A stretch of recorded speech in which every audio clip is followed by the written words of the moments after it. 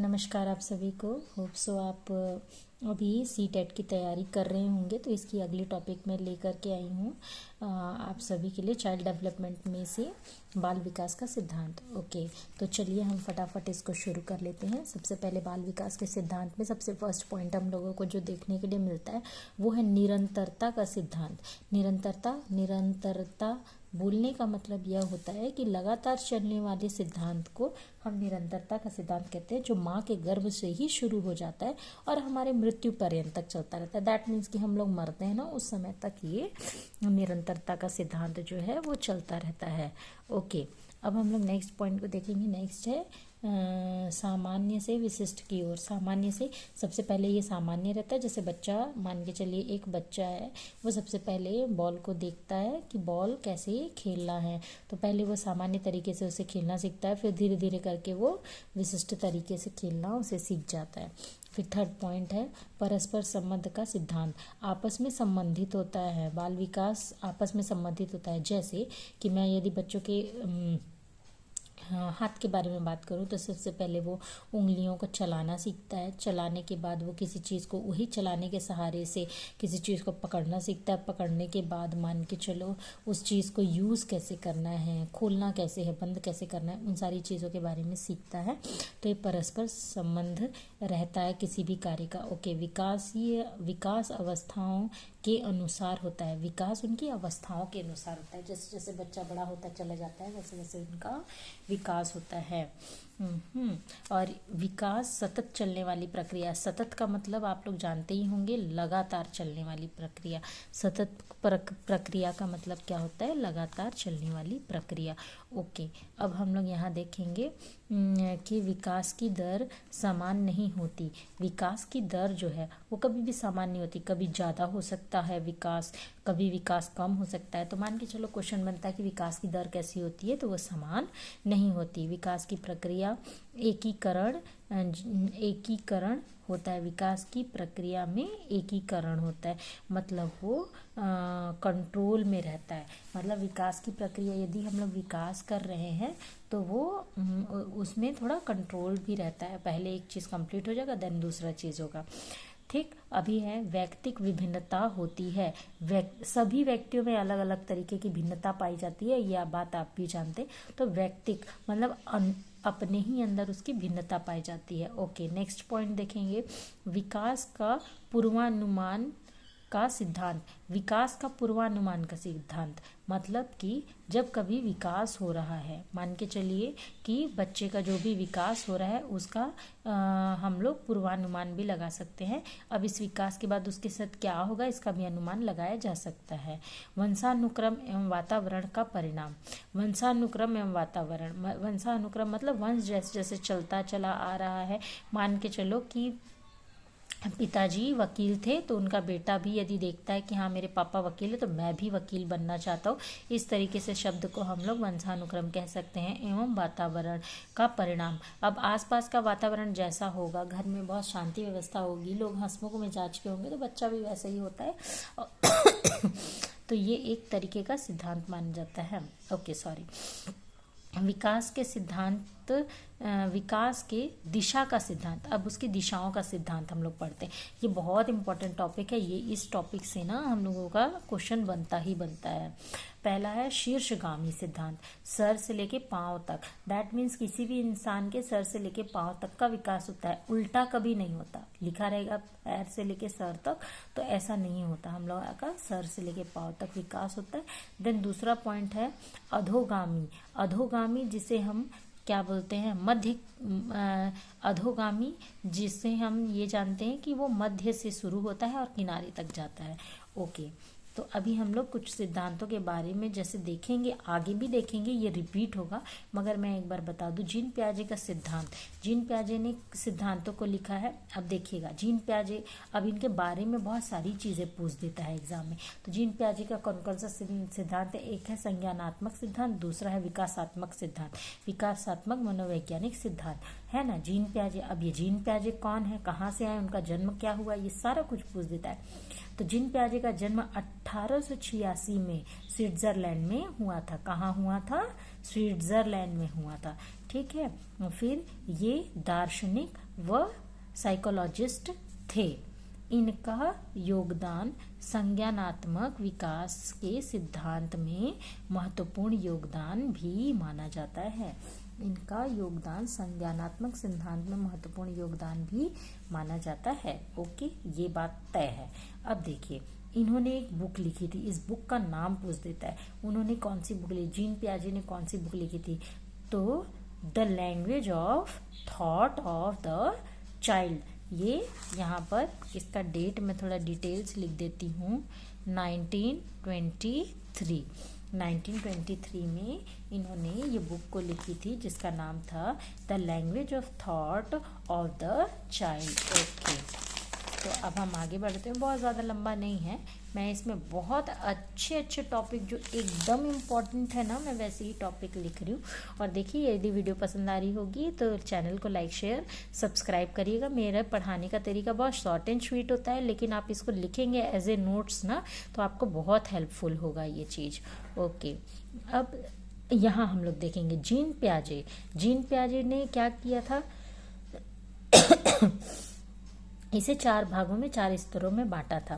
तो ये 4 स्तर कौन से हैं? किसको बांटा था? अरे बाल विकास को बांटा था, बाल विकास के सिद्धांत को बांटा था। कितने भाग में बांटा था? 4 भागों में। संवेदी गामक अवस्था, संवेदी गामक अवस्था मतलब संवेदी मतलब किसी चीज को टच करना, महसूस करना, इस चीज को बोला जाता है, जो 0 वर्ष से लेकर के 2 वर्ष तक चलता है। पूर्व सक्रियात्मक अवस्था, पूर्व सक्रियात्मक, अब बच्चा वहाँ सक्रिय हो गया है, ठीक है, और उसके अंदर बहुत सारी नेगेटिविटी आती है इसके बीच में। बच्चे के अंदर बच्चा बहुत सारी चीज़ों को सीखता है, क्रियोसिटी बढ़ती है बच्चे की। तो 2 वर्ष से लेकर के 7 वर्ष तक के बच्चे पूर्व सक्रियात्मक अवस्था पाई जाती है। मूर्त सक्रियात्मक अवस्था, मूर्त मतलब अब चीज़ों को जानना स्टार्ट करता है, बहुत सारी बाहर की चीज़ों को समझना जानना, बहुत सारी चीज़ें स्टार्ट करता है, तो वो 7 वर्ष से लेकर के 11 वर्ष तक है। और चौथा पॉइंट है हमारा औपचारिक संख्यात्मक अवस्था, जिसे अमूर्त संक्रियात्मक अवस्था भी कहा जाता है, जो 11 से 18 साल भी माना जाता है। ओके, मैं फिर से रिपीट कर रही हूँ। संवेदी गामक अवस्था, जिसे हम 0 से 2 वर्ष कहते हैं। पूर्व सक्रियात्मक अवस्था 2 से 7, मूर्त सक्रियात्मक अवस्था 7 से 11, अमूर्त सक्रियात्मक अवस्था 11 से 18। ओके, तो सबसे छोटा देखो टच वाला संवेदी, पूर्व मतलब पहले, हमेशा पहले, तो 2 से 7 साल। और मूर्त बोलने से क्या होगा? यहाँ पे देखिए, मूर्त बोलने से, मूर्त मतलब जो बनना स्टार्ट हो जाए ब्रेन में, उसे मूर्त कहा गया। अमूर्त जो ब्रेन में बन भी रहा है, लेकिन हम लोग उसको मतलब कंक्लूजन करके निकाल सकते हैं, उसको बोलते हैं अमूर्त, ठीक है। औपचारिक संख्यात्मक अवस्था, ये इस तरीके से बांटा हुआ है। अब देखिए, एक पॉइंट है, मैं मेन पॉइंट बता रही हूँ। गामक क्रिया किसे कहते हैं? गामक क्रिया क्या है? जब बच्चा पकड़ना, खेलना, तोड़ना, अपनी इंद्रियों का कार्य का इस्तेमाल करता है, तो उसे हम लोग गामक क्रिया कहते हैं। जब वो पकड़ना, तोड़ना सीखता है ना, तो उसे गामक क्रिया कहते हैं। अब हम लोग आगे बढ़ते हैं। पूर्व सक्रियात्मक अवस्था को खिलौने की आयु या खिलौने की अवस्था भी कहा जाता है। देखो कितना अच्छा पॉइंट है, मैं वापस से यहाँ रिपीट कर रही हूँ। ये देखिए, ये वाले पॉइंट को यहाँ पर समझाया गया है। पूर्व सक्रियात्मक अवस्था किसे कहते हैं? खिलौने की अवस्था को कहते हैं, या खिलौने की आयु को भी कहा जाता है। आप क्वेश्चन नहीं बना देगा कि खिलौने की आयु किसे कहा जाता है, तो पूर्व सक्रियात्मक अवस्था को कहा जाता है। वस्तु स्थायित्व का भाव जागृत होता है, वस्तु स्थायित्व का भाव जागृत होता है। इसके अंतर्गत इसमें वस्तु स्थायी का भाव मतलब हमारे पास वस्तु है, हाँ, ये वस्तु को हम लोग किसी तरीके से कुछ कर सकते हैं, तोड़ सकते हैं, उसके अंदर ढूंढ सकते हैं, तो ये वस्तु सक्रियात्मकता का भाव जागृत होता है। प्रतीकात्मक अवस्था पाई जाती है, मतलब जो भी बात बोलेंगे यहाँ पे 2 वर्ष से 7 वर्ष इसके बीच में, हाँ, जैसे नकारात्मक चीजें, उल्टी मतलब आप कहेंगे कि ऐसा करो तो वो उसका उल्टा करेंगे, तो वो अवस्था पाई जाती है, जिसे जिसे हमें समझना बहुत ज़्यादा जरूरी होता है। ओके, मूर्त सक्रियात्मक अवस्था, जिसे तर्क व चिंतन की अवस्था भी माना जाता है। इसे मूर्त सक्रियात्मक अवस्था को क्या माना जाता है? तर्क व चिंतन। तर्क करेगा बच्चा, चांद गोल क्यों है, हाँ, और आसपास में सितारे क्यों हैं, हाँ, हम जिस जमीन पे रहते हैं वो जमीन हमको कहते हैं कि गोला है, मगर हमें गोला क्यों नहीं दिखाई देता। इस तरीके का क्वेश्चन करेगा। ओके, और चिंतन, सोच विचार करेगा इन सब चीज़ों के बारे में। तो मूर्त जो है वो तर्क एवं चिंतन की अवस्था भी मानी जाती है। ओके, तारीख, दिन, महीना बच्चा इन सभी को याद रखने के योग्य हो जाता है। ओके, है ना, इस तरीके का। तो मूर्त सक्रियात्मक अवस्था और क्या बोलते हैं, अमूर्त पूर्व सक्रियात्मक अवस्था, ये दोनों अवस्थाओं को आप बहुत अच्छे से याद रखिएगा, एग्जाम में ज़रूर आता है। ओके, अब हम लोगों को उतना, हालांकि ये उतना मेरे को अमूर्त सक्रियात्मक अवस्था, आप बड़े हो गए हैं तो उसको हम लोग वो सारा का सारा एक पूरा डिटेल आपको मिलेगा। 11 से 18 साल जिसको हम एक तरीके से किशोरावस्था में जोड़ते हैं, तो 11 से 18 वर्ष में आप उस चीज़ को देख पाएंगे। किशोरावस्था में रहेगा उस चीज़ का पूरा डिटेल, उसका चैप्टर ही अलग है। ओके, अभी हम लोग देखते हैं कि इसके सिद्धांत को बहुत सारे अर्थशास्त्रियों ने उसे माफ़ कीजिएगा, साइकेट्रिस्ट लोगों ने इसे क्या किया है, डिवाइड किया है इसके। तो अभी हम अब्राहम मैक्सलो को देखते हैं। तो अब्राहम मैक्सलो ने क्या बताया है, इन्होंने बहुत सारे सिद्धांत बताए जिसको हमने एक ट्रिक के माध्यम से लिखा है। आत्मज्ञान के मांग की पूर्ति स्वयं होगी। आत्मज्ञान मतलब मन के ज्ञान की पूर्ति, हमारे अंदर के मन के ज्ञान की पूर्ति, हमारे मन के ज्ञान के मांग की पूर्ति स्वयं ही हमें करनी होगी। तो अब इसको हम लोग कैसे डिवाइड करेंगे? आत्मज्ञान की जगह पे क्या लिखा है? आत्मज्ञान का सिद्धांत, मांग की पूर्ति का सिद्धांत, स्वयं स्वयथार्थीकरण अभिप्रेरणा का सिद्धांत, स्वयथार्थीकरण अभिप्रेरणा का सिद्धांत आपको कैसे याद होगा? माफ कीजिएगा, आत्मज्ञान के मांग की पूर्ति स्वयं से होगी। आत्मज्ञान का सिद्धांत, मांग की पूर्ति का सिद्धांत और यथार्थीकरण अभिप्रेरणा का सिद्धांत। ओके, देखिए ज़रा सा और है, हम लोग इस टॉपिक को भी इसी में फिनिश कर लेते हैं। ठीक है, तो अब आते हैं कौन? कैली, थर्स्टन, थॉर्नडाइक, अल्फ्रेड बीने, स्पीयरमैन, इन्होंने अलग अलग अपना कहा है। इसको मैं एक मतलब आप ऐसे समझिए कि मैं जुगल बांध करके आपको सिखा दूंगी। ये बहुत सरल है। एक बहु और 2-3 समूह। देखिए इसका ट्रिक क्या है? एक बहु और 2-3 समूह।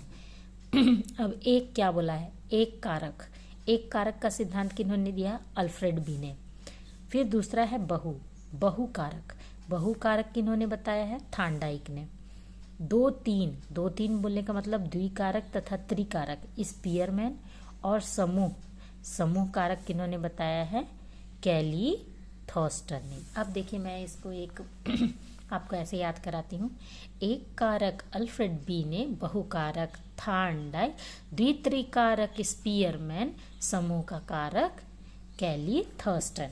अभी मैं यहाँ पे एक और चीज़ बताती हूँ। एक कारक अल्फ्रेड बीने, बहुकारक थॉर्नडाइक, द्वित्रिकारक स्पाइडरमैन। ओके, हाँ, द्वित्रिकारक स्पीयरमैन, समूह का कारक कैली, थर्स्टन। देखिए कितना आसान है ना, आप इसको बिना देखे भी बोल सकते हैं। एक